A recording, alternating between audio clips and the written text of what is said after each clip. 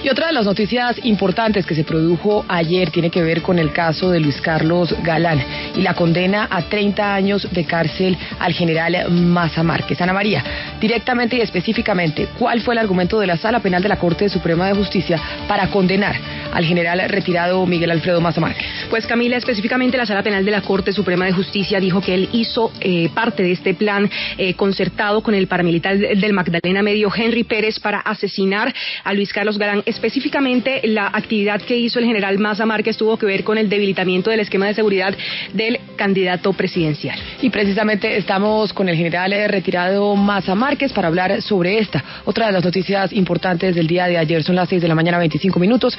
General Maza Márquez, no son buenos días para usted, pero bienvenido. Buenos días, sí son buenos porque tengo mi conciencia tranquila de todo lo que está sucediendo. General Maza Márquez, usted ha dicho que esta es una condena en vida que le profiere la justicia colombiana por cuenta de que a su edad, 30 años, es una cadena perpetua. Sin embargo, ya con esta condena de la Corte Suprema de Justicia, ¿es poco o nada lo que le queda a usted por hacer? ¿O piensan desde su defensa en algún tipo de recurso internacional o de algún sentido? Bueno, yo afortunadamente he tenido la colaboración de muchas personas que se han acercado y han ofrecido inclusive la defensa gratis.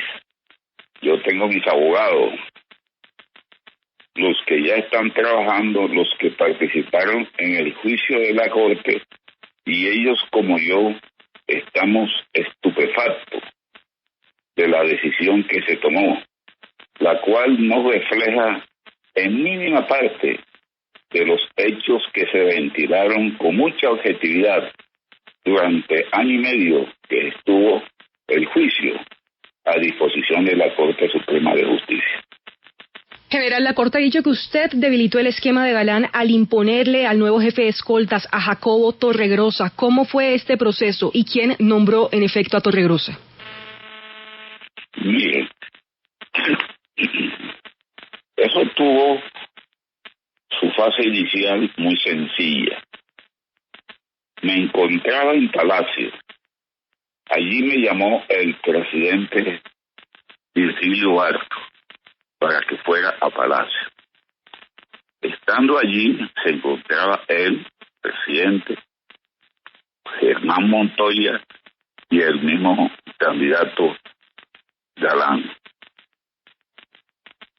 Barco me dijo: mire, el doctor Galán tiene algunos inconvenientes con el jefe de escolta. Nos saludamos, me preguntó acerca de un atentado que días antes yo había sido objeto en la calle 56 con séptima, donde hubo muchos muertos. Una vez le comenté el asunto, me dijo: vea, general, la situación mía es muy sencilla. Yo tengo un servicio de escolta, me han puesto provisionalmente, porque el titular está en vacaciones, un joven que es bueno, pero no se hace respetar. Los demás se juegan con él, etcétera.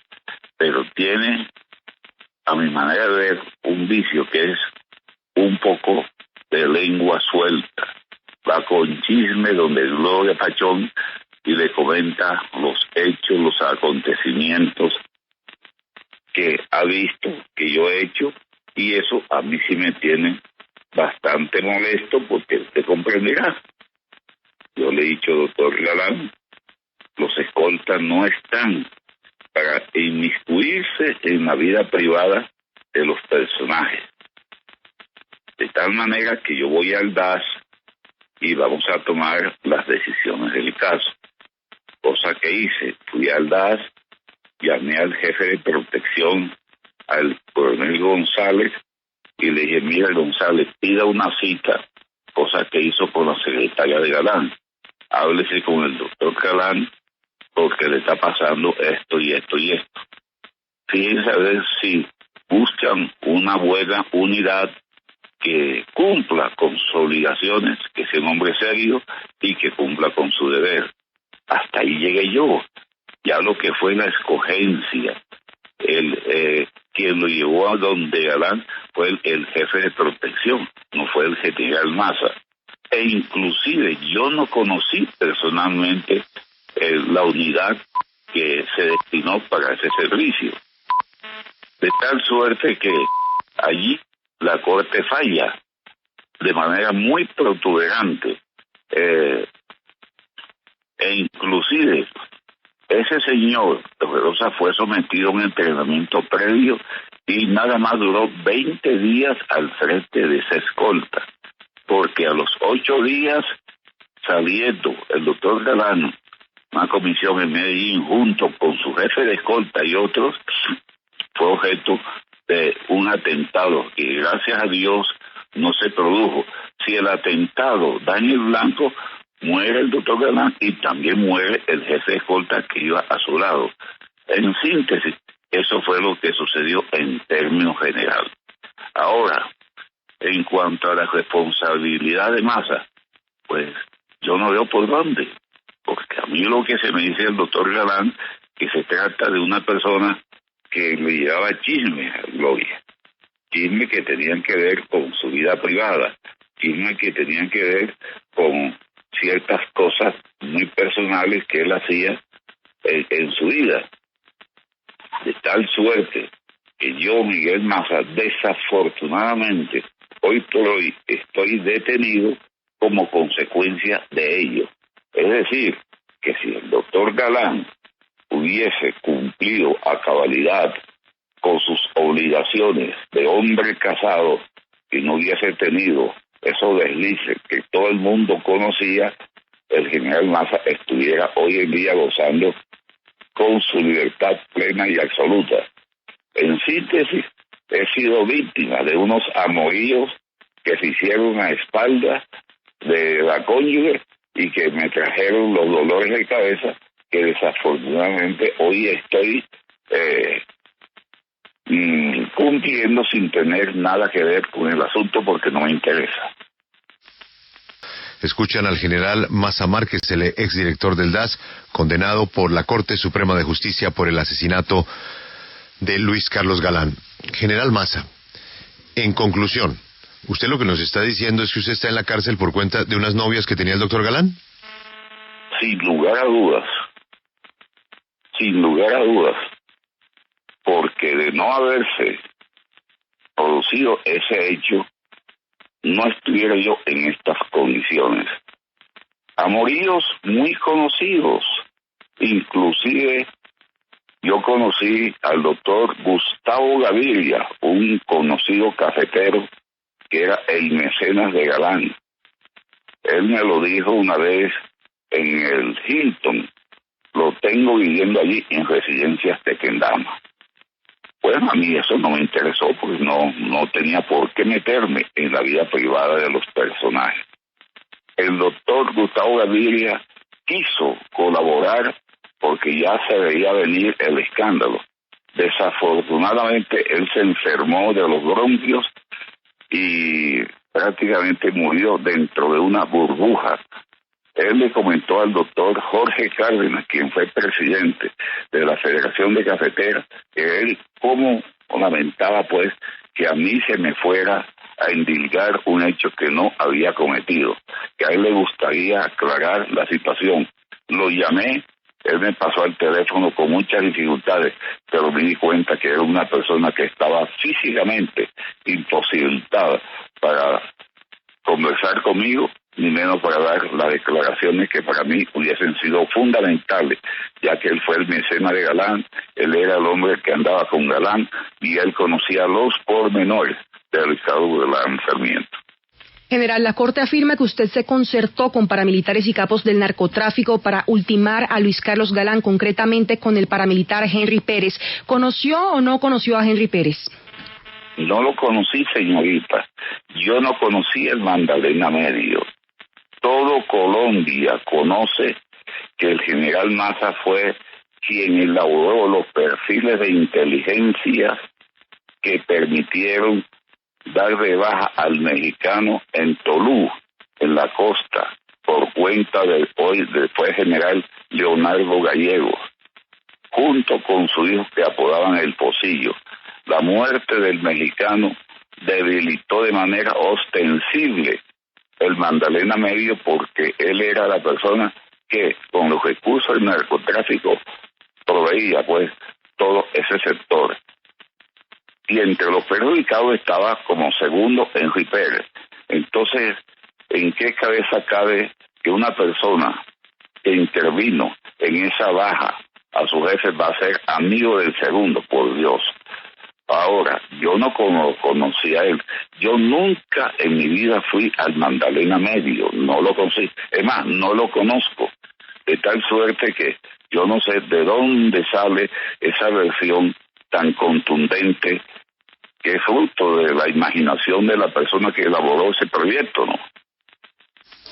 Pero, General Maza, yo le pido consideración con los oyentes, porque ha pasado mucho tiempo, hay oyentes que ni siquiera identifican de qué estamos hablando. Usted, después de tantos años del asesinato de Luis Carlos Galán, ¿considera que la Corte Suprema de Justicia arma un complot contra usted? Montan unos testigos contra usted y lo condenan por cuenta de una novia que tenía Luis Carlos Galán. ¿Usted cree que la Corte se presta para semejante novela que usted nos está contando? Bueno, desafortunadamente no es novela, ¿no? Son hechos que pasaron en la historia de Colombia, ¿no? Ahora, yo no tengo la culpa de eso, ¿no? Segundo, sucedieron hechos. Es cierto lo que usted dice. Sucedieron hechos que día a día fueron creciendo y fueron de igual manera constituyendo pruebas, pero sin ningún fundamento. Precisamente, la primera persona que emitió un concepto muy sesgado, muy mentiroso, por cierto, cuando lo llaman a Justicia y Paz para que declare sus crímenes, es el señor Báez. Él elude su responsabilidad y suelta la siguiente perlita, que el general Maza se la pasaba en el Magdalena Medio tomando trago con Pablo Escobar y el mexicano. Por Dios, tomar trago yo con el hombre que me quería asesinar. ¿Cómo sería de exagerada su versión, que el mismo Popeye la desmintió? Bueno, a partir de ese momento empezaron una serie de hechos, de acontecimientos, todo falso, pero como decía Gómez, mienta una y mil veces y la mentira se convierte en verdad. Eso fue lo que pasó con el general Maza, porque no encuentro otro motivo. Empezaron las investigaciones, luego vino un tal Vladimir, a quien yo identifiqué junto con el coronel Klein en el Magdalena Medio. Fueron sindicados de la matanza de La Jochela, donde mataron a la justicia colombiana. Fue detenido. Él dio unas declaraciones, pero no siguió dando más porque se quejó, ya que la fiscalía no le había cumplido lo prometido en enviarlo al exterior. No quiso ir a la Corte Suprema de Justicia. En fin, la cosa empezó a tomar características con mentiras, con falsedades que no dejaron de perturbar. General, la Corte... En cuanto a la configuración del expediente, pues tuvimos desafortunadamente un procurador, el señor Mejía, cumpliéndole órdenes estrictas al entonces procurador general Ordóñez. Lo tuvimos todo el tiempo elaborando, diciendo cosas que no eran, y esto se fue enredando. ¿Y de qué manera? De tal suerte que ya con base en eso me llaman a indagatoria, me detienen. La Corte Suprema de Justicia tomó la decisión de anular todo ese proceso debido a que yo era una persona que tenía competencia, tenía fuero ministerial. Todos esos pasos fueron completamente anulados. Entonces quedé en libertad y se volvió a abrir un proceso ya por cuenta de la Corte Suprema. Ese proceso duró 1 año y medio. donde se rescataron muchas declaraciones, se montó el proceso que duró 1.5 años. Yo le puedo asegurar que ese proceso en la Corte fue un proceso muy limpio, muy claro, muy diáfano, delante de los 8 magistrados. Fueron citados, inclusive la doctora Gloria Pachón, a quien le preguntó mi abogado si a ella le constaba si había participado o no en el asesinato de su esposo, y ella dijo que no. Juan Lozano y muchos amigos de Galán, las escoltas, de igual manera. Se comprobó que en ningún momento la escolta se había disminuido, por lo contrario, se fortaleció. Era la escolta mejor concebida para esa época. Pues, digo para esa época porque las cosas han cambiado. Hace más de 25 años, pues las cosas en Colombia no eran las mismas en cuanto a la estructura militar. Entonces, quedamos muy satisfechos. Hicimos una muy buena defensa jurídica, hicimos una muy buena defensa material, porque hicimos una investigación de campo en todos los sitios, en todas las escenas. En la Corte Penal Internacional nos dimos cuenta que el 80% de las investigaciones elaboradas en Colombia fueron hechas por el DAS. Fuimos al Tribunal de Manizales, donde reportamos todas las pruebas que condujeron a la detención y pedir extradición a Yair Klein, y muchas matanzas que se llevaron a cabo en Colombia. Todo eso lo conoció el país, todo eso lo valoró el país, todo eso el país se lo reconoció al general Maza. Después de 20 años me montan a mí este esparpanto de expediente, valiéndose de mentiras, de testigos falsos, y mire usted hasta dónde han llegado las cosas, porque lo que está sucediendo conmigo es una cadena perpetua. Yo soy un hombre que tengo más de 70 años, y 30 años pues pasó los 100, es decir, los últimos años ya los pagaré será en el cielo o en el cementerio, ¿no? Porque la vida no me alcanza para ello. Pero de todas maneras, estamos nosotros observando con mucha objetividad lo que se planteó en la Corte Suprema. ¿Por qué? Porque yo allí veo prácticamente 2 expedientes que no se compadecen el uno del otro.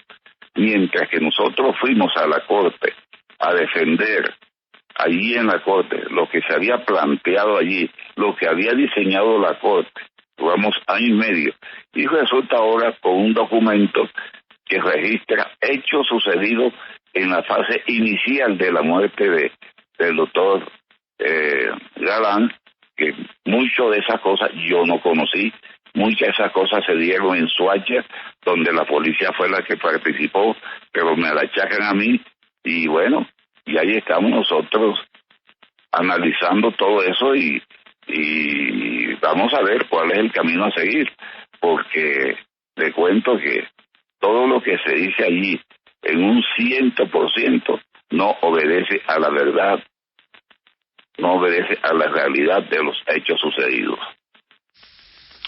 General Maza, muchas gracias por atendernos y darnos su versión de los hechos a propósito de la decisión de la Honorable Corte Suprema de Justicia. Ha sido usted muy amable. Bueno, muy amable, la verdad. El primer paso lo damos en Medellín, porque Ana María ha recibido una visita. Ana María, ¿cómo se llama el señor que se ha acercado a los estudios de la W en Medellín? Julio, pues él se hace llamar Chontico, él no nos quiere dar su nombre por seguridad. Nosotros esta mañana escuchábamos al exdirector del DAS, el general en retiro Miguel Maza Márquez, hablando acerca del magnicidio de Luis Carlos Galán, y pues él al escucharlo se quiso acercar a nosotros para contarnos una versión que él tiene acerca de este magnicidio, Julio. Pero Ana María, calma, sí. Tranquila, calma. Chontico, yo lo entiendo que quiere hacer una denuncia. Chontico sí. Está en todo el derecho de proteger su identidad, pero está al frente suyo. ¿Usted lo está viendo? Sí, señor. ¿Usted lo está viendo? O sea, es un señor, sí, de carne y hueso, no es una llamada anónima, él está ahí sentado con usted. ¿Chontico le ha contado a usted privadamente su identidad o le ha mostrado un documento de identificación? Sí, señor. Sí. Pero él dice que no da su nombre por cuestiones de seguridad. No, yo eso lo entiendo. Pero Okay. me interesa es que la audiencia sepa que usted sí sabe quién es Chontico, que él le ha mostrado un documento que tiene una foto que corresponde a la de él. Sí, sí, señor. Y lo que él dice es que va a hacer una denuncia, no se la aceptamos ni con la voz distorsionada, ni se la aceptamos telefónicamente, pero se la aceptamos con su documento de identidad sentado en los estudios de Caracol en Medellín. Chontico, Así buenos lo días. estamos haciendo. Muy buenos días. Saludo Señor a la Chontico. mesa de trabajo. Sí, gracias. Primero un saludo a la mesa de trabajo, a Félix sobre todo. Lo está escuchando Paisanito, ya también. usted sabe. Muy Sí. bien. Bueno, su paisanito lo está escuchando. Señor Chontico, ¿por qué razón ha querido usted acercarse a Caracol y qué es lo que quiere contar? A ver, primero que todo, son 22 años de una niñez con una zozobra muy maluca. Estando yo en mi niñez, aconteció una reunión donde el general Maza Márquez dice que no conoce a Puerto Boyacá, y él sí la conoce, donde ascendió en un helicóptero en el 23 más o menos de marzo del 88 a tener una reunión con unos personajes en los cuales yo no sabía que eran pues de esa magnitud, porque era un niño de 12 años. Ahora ya estoy grandecito y todo lo que escuché lo he escuchado del magnicidio de Galán, de muchas cosas, y él sí hizo parte más o menos de lo que se le hizo a Galán. Él no fue el homicida, él no apretó el gatillo, pero uno de los actores intelectuales sí. Señor Entonces, Chontico. mi denuncia es muy grave, mi denuncia es muy grave. Señor Chontico, pero es que no le estamos entendiendo nada. Usted dice que tenía 12 años cuando estuvo en una reunión. Sí, ¿En dónde? señor. ¿Con quién? En Puerto Boyacá, en la hacienda Nápoles, 2 kilómetros antes de Doradal. ¿Y quién estaba en esa reunión? Ja. Téngase durito en Colombia, porque se está destapando una olla fea. Hay más de 40 testigos, pero no sé por qué no hablan. ¿Será por la falta de seguridad para los testigos en Colombia o no? Mire, yo le voy a decir. Primero, Santofinio, fumador de tabaco. Él mismo me decía, vea, tráigame el tabaco cubano aquel. Yo le prendía su tabaco con 12 años, entonces él puede saber quién soy. También le voy a decir quién estaba. Estaba mi patrón, o sea, el patrón de mi tío Buñuelo, que era el jardinero de allá de la Nápoles, ¿cierto? Un momento. Estaba dígame. ¿Usted es sobrino de Buñuelo? Sí, señor, pero de Buñuelo el jardinero de la Nápoles. Ah, no, alias Buñuelo. No, ¿Quién más señor. estaba? ¿Quién más estaba? Mire, estaba Miguel Rodríguez Orejuela y su hermano, en plena guerra quemando la droga a la rebaja, ¿sí recuerda? En 1988 quemando la droga a la rebaja y ellos estaban allá. Pero ¿No le parece eso como muy extraño? Ahí viene la primera situación muy contradictoria. Es que en esa época Sí, señor. el cartel de Cali y el cartel de Medellín se estaban matando entre sí. Entonces, ¿cómo podían bueno, estar en una reunión? Eso es un punto muy clave, mire. Si estaba el mexicano Ramón Izaza, Víctor Carranza y Hernán Giraldo, ¿cierto? Estaba Santofinio, estaba Miguel Rodríguez y su hermano, estaban los Pepes que no son perseguidos por el Escobar, es Pepe Nao y Pepe Botero, muy amigo de Miguel Maza Márquez, enseguida más adelantico le digo porque muy amigo. Mire también quién estaba, el niño de los Ochoa, recién extraditado como hace 4 o 5 años, ¿cierto que sí? No le miento. También estaba un joven adolescente un poquito más grande que yo, que le llama Pipe Galeano Ochoa. Usted sabe de qué nombre le estoy hablando, ¿cierto? Sí, señor. Bueno, entonces mire, Popeye no estaba, pero todos los días cuando estaba en la Nápoles me daba muchos calvazos. Él sabe quién soy yo. Por eso Maza Márquez no vio a Popeye ese día de esa reunión. ¿Sí me está escuchando? Sí, señor, lo estoy escuchando. Siga Bueno, adelante con su relato, por favor. Si yo le digo a usted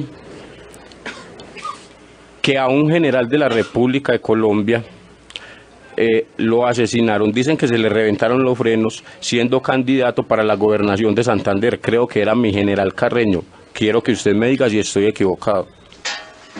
Sí, señor, fue comandante del ejército. La segunda división en Santander. Estaba ahí recién ascendido siendo teniente coronel del ejército. Pero, Chontico, es que esta historia nos podemos quedar 2 días porque tiene muchos matices. Sí, Yo lo que quiero es que usted matices, vea. Yo que lo que En quiero es fin. que usted me cuente por qué razón usted se va a un medio de comunicación después de escuchar al general Maza en la W y quiere relacionarlo a él con todos esos matones con que usted estaba reunido. ¿Qué tenía que ver o No, cómo espere, puede yo no estaba probar? reunido, yo no estaba reunido con ningunos matones, qué pena. Yo estaba ahí porque era un niño y porque mi tío me llevó para allá porque quería que yo trabajara, que fuera un buen niño y quería que trabajara. Yo no estaba No, reunido. Presencié una reunión siendo un niño y ahora cargo con 22 años de dolor y de Perfecto. tragedias y de tristezas corriendo. ¿Qué tiene que ver esa reunión con el general Massa? Es que el general Massa Es que él estaba en allá. estaba en la reunión. ¿Estaba allá? Sí, mire, vea, yo le voy a decir otra vez la lista, vea, porque yo tengo que apuntar porque estoy tan nervioso que me olvidan hasta los nombres. Mire, vea, Ramón Izaza, el mexicano, Víctor Carranza y Hernán Giraldo. Hernán Giraldo, el contrabandista de Santa Marta, porque él no era ni narcotraficante ni era paramilitar. En ese día todavía no existían las autodefensas, eran los macetos. Creo yo que a partir de esa reunión se fundaron las autodefensas, pero le voy a explicar por qué. Mire, si estábamos Pablo Escobar, ¿Me repite la fecha? más o menos el 22 de marzo del 88. Marzo Como de un mil- mes, sí señor, como un mes más o menos de yo haber cumplido años. 12 años han diciendo. pasado. Permítame. 22 años. Usted tenía 12 años. Sí señor. Es Voy a decir, cumplir usted- 35 años. Usted va a cumplir 35. Permítame, señor Sí, Chontico, porque lo está escuchando el general Massa Márquez. General Massa Márquez, ¿usted recuerda haber estado en esa reunión que dice este testigo en Medellín? Que esa es no, es una fábula. Está hablando de la finca Nápoles. La finca Nápoles era la de Pablo Escobar. ¿Cómo voy a estar yo, el general Massa, en el 88 en la finca de Pablo Escobar, cuando yo era el enemigo número uno de él y que estaban ofreciendo no sé cuántos millones por la cabeza mía? Segundo, yo no conocí Nápoles, nunca estuve en Nápoles, nunca viajé en helicóptero en esa zona. Y también me llamó la atención el número de personajes que según él estaban allí, incluyendo a Hernán Giraldo. Yo investigué a Hernán Giraldo y a Fidel Castaño, y con base en eso fueron condenados a 20 años de cárcel. Hernán Castaño fue extraditado odiando al general Massa, de tal suerte que todas esas son, precisamente, Julio, queremos manejar la justicia utilizando esos procedimientos, pero esto es un procedimiento que se sale de la lógica de cualquier esquema, que en la misma reunión estuvieron los Rodrigo Guejuela, Pablo Escobar, los Paracos. Eso no tiene presentación. Eso no tiene presentación.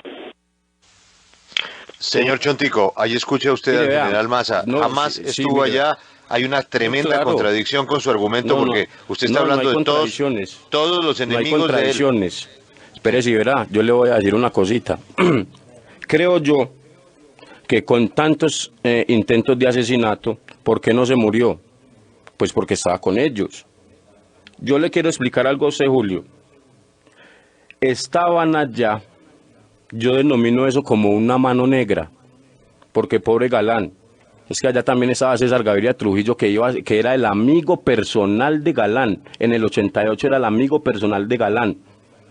Entonces, que no vaya a decir este señor que él sí conoce a Puerto Boyacá y conoce al otro lado de Puerto Boyacá para la entrada para la Dorada Caldas, donde se va para la Hacienda Nápoles y para Doradal. Él sí estaba allá. Incluso en el 93 más o menos, este señor Massa Márquez estuvo en el Rodadero, en el edificio Rodamar, dando una entrevista a algún medio de comunicación, no recuerdo porque más o menos ya se entiende que estaba de todas maneras muy jovencito, pero luego de esa reunión con la persona que me adoptó a mí para cuidarme porque a mi tío lo desaparecieron, él se reunió.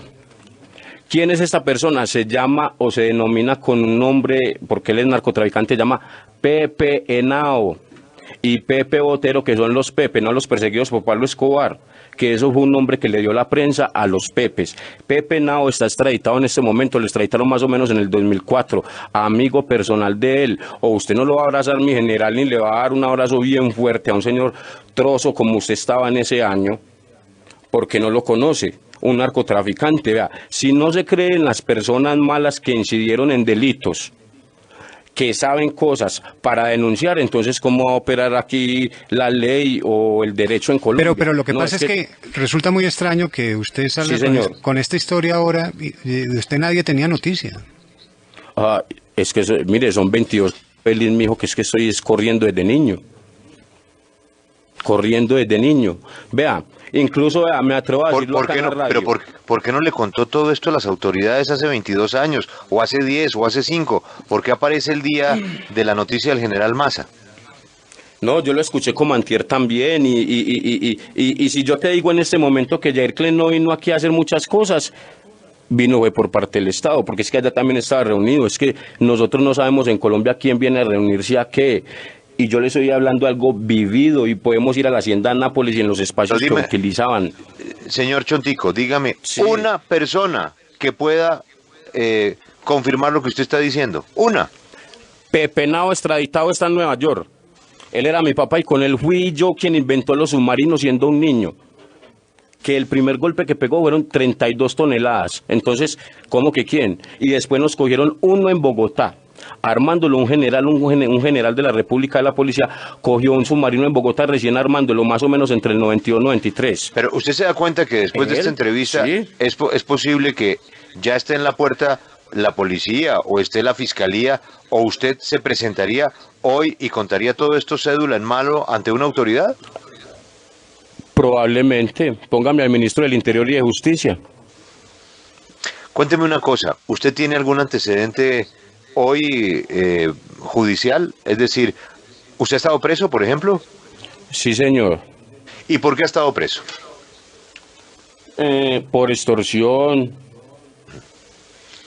y entonces, por otras cosas más. Bueno, yo me imagino pero, oiga, las otras... Pero no, espérate. Un segundo. Espérate. Pero es que mire, dígame. Estamos hablando con un general de la República que él está respondiendo por unas acusaciones muy graves que se le están haciendo. Sí, señor. Jamás se ha escondido, siempre está atendiendo esta denuncia y siempre lo ha hecho. Ha sido reconocido como uno de los policías más importantes que ha combatido a las mafias, a todos esos amigos que usted recuerda, toda esa gente. El Departamento Administrativo de Seguridad durante más de, pues yo creo que una generación del DAS puede dar fe de quién es el general Massa Márquez, y que de pronto aparezca un señor que ha estado en la cárcel, sí, señor. Que ha cometido varios delitos, que su papá está extraditado, que su tío lo llevaba a reuniones con estos señores a planear magnicidios, aparezca de pronto a decir que el general Massa estuvo en una reunión con todos sus enemigos. ¿Usted cree que eso es fácil de creer? ¿Que es contraproducente o qué? No, ¿cómo se puede creer eso? Piedad dijo que nosotros vivíamos, Piedad Córdoba dijo que nosotros vivíamos, ustedes saben lo que ella dijo, ¿cierto? Que vivíamos en una fosa común. Y a veces las fosas comunes somos con quienes vivimos alrededor.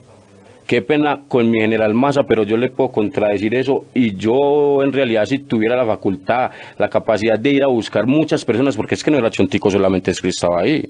Ahí habían jardineros, habían cerrajeros, muchas personas alrededor de esa reunión. Muchos capitanes del Bárbula de Puerto Boyacá, muchos tenientes, muchos suboficiales. Simplemente en Colombia las cosas se hacen porque el que manda, manda y punto.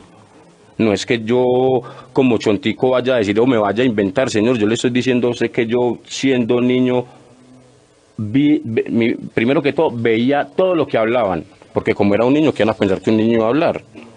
Entonces no sé por qué la razón de que puede ser contradictorio, eso le estaba diciendo yo a Ana María, puede ser contradictorio, pero recuerden que él es del DAS, inteligencia militar, o inteligencia de la policía, o el B2 del ejército, muchas cosas se ocultan, Félix, señores, por Dios, muchas cosas se han ocultado con el magnicidio de Luis Carlos Galán, y me da mucha tristeza de que tantos políticos que estuvieron allá en esa reunión, a toda hora, rabo de paja, lo llaman, les dicen, es verdad, él es un general muy prestigioso, pero yo le puedo decir, la olla se está estallando y de pronto hablo yo hoy y mañana o el lunes habla otra persona que también estuvo allá. Es que yo no estoy diciendo ni que estoy hablando porque yo me quiera enriquecer, que porque me quieran exiliar, que porque... No, Julio, le digo algo, llevo 22 años desde mi niñez bregando a estallar esto.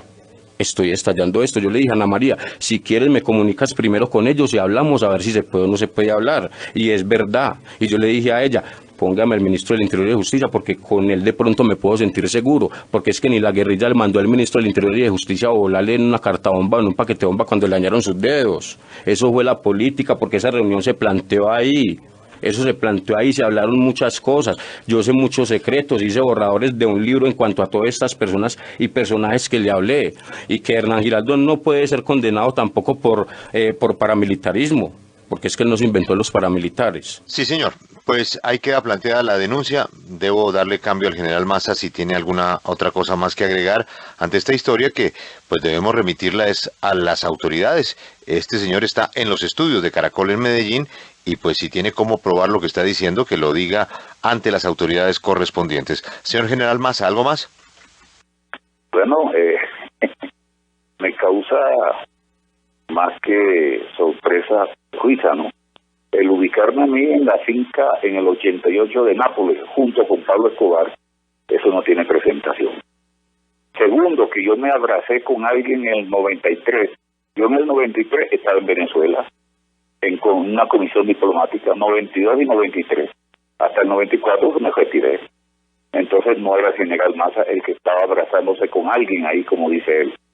Y tercero, pues, Hernán Giraldo sí fue un paramilitar, porque él estuvo condenado junto con Fidel Castaño en la masacre del Urabá antioqueño, y fue condenado a 20 años de cárcel. 20 años de cárcel fue condenado, ambos son condenados a 20 años de cárcel. En esa matanza del Urabá antioqueño, de esas conocidas de antemano. Él después se refugió en la Sierra Nevada y allá prácticamente montó un emporio de narcotráfico y de paracos y de todo, ¿no? Junto con Jorge 40, ¿no? Y quiero decirlo que ese tipo me odió toda la vida allá en Santa Marta. Todo el mundo lo decía. Yo por eso casi no iba a Santa Marta. E inclusive, el primer atentado que hubo fue contra mi familia, con la casa de mi hermano mayor, Andrés Maza, que para descansar. Me metieron una bomba y supimos que había sido Hernán Giraldo. Entonces todos esos episodios muy tristes de mi vida no dejan de provocarme hasta cierto punto dolor, ¿no? Y ahora oír a este señor decir lo que acaba de decir, que los Rodrigo Guerjuela, que Pablo Escobar, es decir, todos los mafiosos eran amigos, según él, pues. Y el país y la historia y los antecedentes demuestran todo lo contrario. Entonces, Julio, yo creo que está bien que dentro de la prensa todas esas cosas tengan cabida, ¿no? Pero hay que tener mucho cuidado. Mucho cuidado. Su general, hicimos que el señor se presentara personalmente con su identificación y si se quería hacer la denuncia, pues tuviéramos la oportunidad de escucharlo a usted. Serán las autoridades las que valoren este testimonio si les interesa. Ya saben de qué se trata. General, gracias por atendernos nuevamente. Ha sido usted muy amable.